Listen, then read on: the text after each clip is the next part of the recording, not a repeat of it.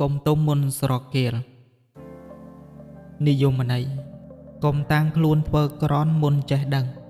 អត្ថាធិប្បាយអត្ថានុរូបផ្លែឈើទាំងអស់ត្រូវមានលក្ខណៈ5យ៉ាង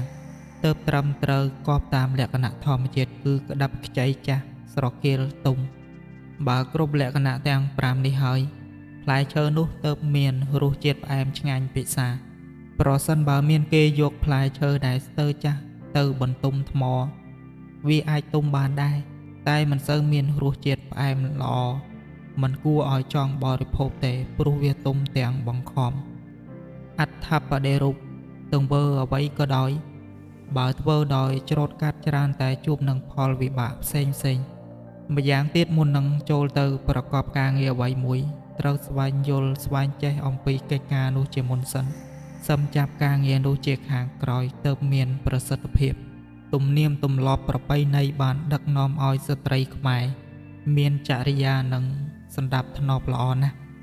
គឺមុននឹងមានប្តីត្រូវមានគេចូលចែចៅតាមច្បាប់ទម្លាប់ប៉ុន្តែបើមានស្ត្រីណាមានប្តីខ្លួនឯងឬមានទំងន់ទៅប្រៀបការជាក្រោយអានឹងគេហៅថាទុំមុនស្រកៀលហើយមានមន្ត្រីខ្លះបានចូលធ្វើការរដ្ឋ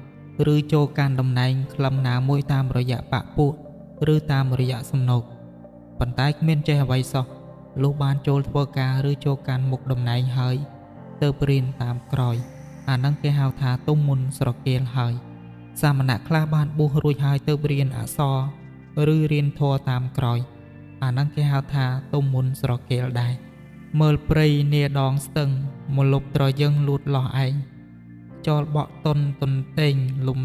តូនតួងតាដោយស្រណោះបុផាករីកកេសររៀបចុះរុះរយ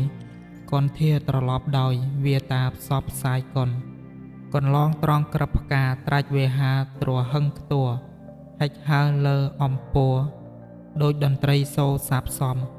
ក្រឡាផ្ទៃក្រមក្រៅនីអ្នកទៅទីទូគំ